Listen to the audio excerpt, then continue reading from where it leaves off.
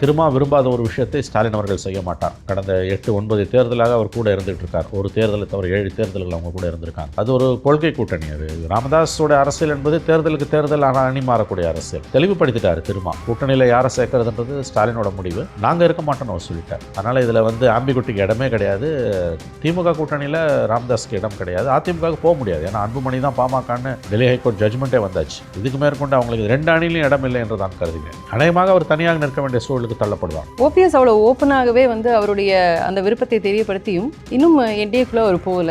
அதிமுகவில் அவங்க ஏன் தடை பண்றாங்க? ஏன் ஒருவேளை இபிஎஸ்க்கு நான் இன்னொரு ஆப்ஷன், என்னுடைய தலைமைக்கு இன்னொரு ஆப்ஷன் கொடுத்துடக்கூடாதுன்னு நினைக்கிறார் ஐபிஎஸ்? அப்படிதாங்க அவர் தெளிவாக சொல்லிட்டார்ல. அவர் அதிமுகவில் சேரணும்னு அடம் பிடிக்கிறார். அதுக்கு இடம் இல்லைன்ட்டார் அவர். நீங்கள் தனியாக கட்சி ஆரம்பிச்சு என்டிஏக்குள்ளே வருதுன்னா அமமுக மாதிரி வந்துட்டு போங்க. பட் இதுக்கு இடம் இல்லைன்னு அவர் சொல்லிட்டார். ஆகவே அது உங்களுக்கு ஓபிஎஸ் கதை உங்களுக்கு அங்கே தனியாக கட்சி ஆரம்பித்து ஒரு அமைப்பாக என்டிஏக்குள்ளே போனால் தான் உண்டே ஒழிய ஏடிஎம்கேக்குள்ளே அவர் சேர்த்துக்க மாட்டார். பிஜேபியும் அவரை ஒன்றும் காப்பாற்றுறதா இல்லை. அவர் என்ன பண்ண போகிறாருன்னு தெரியாது. அவர் தை மாதம் முடியறதுக்குள்ளே சொல்லணும். அது தை முடிய போகுது. எந்த தையை சொன்னாரும் தெரியாது. 26 27 அது அவரை தான் கேட்கணும். நீங்கள் பிஜேபியோடு அவ்வளோ நெருக்கத்தில் இருந்தவராக தான் பார்க்கப்பட்டார். அடிக்கடி டெல்லிக்கெலாம் போய் பேசிட்டு வந்தார். அண்ட் அவர் சொல்லி தான் கூட்டணிக்கு முயற்சி பண்ணார். உடைந்த அதிமுகவை சேர்க்கறதுக்கான முயற்சியெல்லாம் எடுத்தாருன்னு கேள்விப்பட்டோம். பிஜேபியும் அவரை ஆதரிக்கலையா? பிஜேபியை நம்பினா தெருவுக்கு தான் வருவீங்கன்றதுக்கு ஓபிஎஸ் ஒரு சிறந்த உதாரணம். நல்லா இருந்த மனுஷனை தர்மயுத்தம் ஆரம்பித்து நடுத்தரில் உட்கார வச்சு அவர் கதையை முடிச்சாங்க. அதுக்கப்புறம் எப்படியோ ஒரு மாதிரி உள்ளே போய் செட்டில் ஆனார். முதலமைச்சராக இருந்தவர் துணை முதலமைச்சர் ஆனார். அதுக்கு பிறகு இப்போ கட்சி 2022 கட்சியை விட்டு வெளியில் வந்தோன்னே ஃபைட்டை பொலிட்டிக்கலாக பண்ணாமல் ஜுடிஷியல் ஃபாரம்ஸில் போய் ஃபைட் பண்ணார். இன்றைக்கி இங்கே நிற்கிறார். கிட்டத்தட்ட இன்றைக்கி அவர் தனிமரம். அவர் கூட இருந்தவங்கெல்லாம் ஒன்று அதிமுக திமுக போயிட்டாங்க, இல்லை எங்கெங்கேயோ போயிட்டாங்க. அதனால் அவர் இன்றைக்கு பிஜேபி அவரை காப்பாற்றாது. பிஜேபி யாரையும் காப்பாற்றாது ஃபார் தட் மேட்டர். இது மாதிரி தனியாக இருக்கக்கூடிய தேமுதிகவோ, மருத்துவர் ஐயா அவர்களோ, ஓபிஎஸ் அவர்களோ, இன்னும் புதிய தமிழகம் கட்சியோ, இப்படி இவங்க எல்லாரும் தாவேக்காவோட சேர்றதுனால ஏதாவது ஒரு சேஞ்ச் இருக்குமா? இவங்கெல்லாம் யாரும் தாவேக்காவில் நாளில் ஒருத்தரும் போக மாட்டாங்க. எழுதி வச்சுக்கோங்க. திரும்ப திரும்ப நான் சொல்கிறேன். இவர்களுடைய தேவைகள் என்பது வேறு. அந்த ரெக்குயர்மெண்ட்ஸை திமுக அதிமுக தான் நிறைவேற்ற முடியுமே தவிர தாவேக்கால இவர்களுக்கு இடம் கிடையாது. திரும்ப விரும்பாத ஒரு விஷயத்தை ஸ்டாலின் அவர்கள் செய்ய மாட்டார். கடந்த 8-9 தேர்தலாக அவர் கூட இருந்துகிட்டு இருக்கார். ஒரு தேர்தலை தவிர 7 தேர்தல்கள் அவங்க கூட இருந்திருக்காங்க.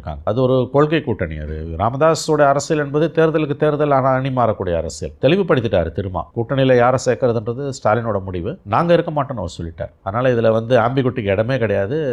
திமுக கூட்டணியில் ராமதாஸ்க்கு இடம் கிடையாது. அதிமுகவுக்கு போக முடியாது. ஏன்னா அன்புமணி தான் பாமகன்னு டெல்லி ஹைகோர்ட் ஜட்மெண்ட்டே வந்தாச்சு. இதுக்கு மேற்கொண்டு அவங்களுக்கு 2 அணிலையும் இடம் இல்லை என்று நான் கருதுகிறேன். அநேகமாக அவர் தனியாக நிற்க வேண்டிய சூழலுக்கு தள்ளப்படுவார். ஓபிஎஸ் அவ்வளோ ஓப்பனாகவே அவருடைய அந்த விருப்பத்தை தெரியப்படுத்தியும் இன்னும் என்டிஏக்குள்ள ஒரு போகல.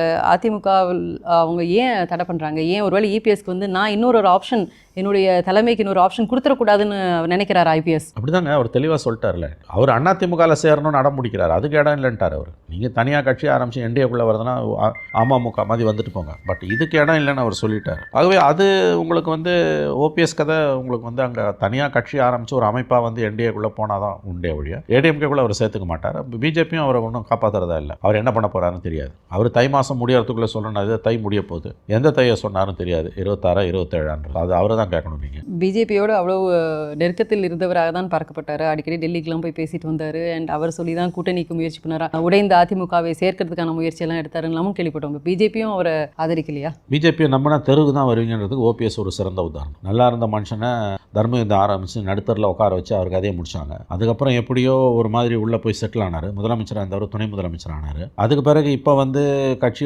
2022 கட்சியை விட்டு வெளியில் வந்தோன்னே ஃபைட்டை பொலிட்டிக்கலாக பண்ணாமல் ஜுடிஷியல் ஃபாரம்ஸில் போய் ஃபைட் பண்ணார். இன்றைக்கி இங்கே நிற்கிறார். கிட்டத்தட்ட இன்றைக்கி அவர் தனிமரம். அவர் கூட இருந்தவங்கெல்லாம் ஒன்று அதிமுக திமுக போயிட்டாங்க, இல்லை எங்கெங்கேயோ போயிட்டாங்க. அதனால் அவர் இன்றைக்கு பிஜேபி அவரை காப்பாற்றாது. பிஜேபி யாரையும் காப்பாற்றாது ஃபார் தட் மேட்டர். இது மாதிரி தனியாக இருக்கக்கூடிய தேமுதிகவோ, மருத்துவர் ஐயா அவர்களோ, ஓபிஎஸ் அவர்களோ, இன்னும் புதிய தமிழகம் கட்சியோ, இப்படி இவங்க எல்லாரும் தாவேக்காவோட சேர்றதுனால ஏதாவது ஒரு சேஞ்ச் இருக்குமா? இவங்கெல்லாம் யாரும் தாவேக்காவில் நாளில் ஒருத்தரும் போக மாட்டாங்க. எழுதி வச்சுக்கோங்க. திரும்ப திரும்ப நான் சொல்கிறேன். இவர்களுடைய தேவைகள் என்பது வேறு. அந்த ரெக்குயர்மெண்ட்ஸை திமுக அதிமுக தான் நிறைவேற்ற முடியுமே தவிர தாவேக்கால இவர்களுக்கு இடம் கிடையாது.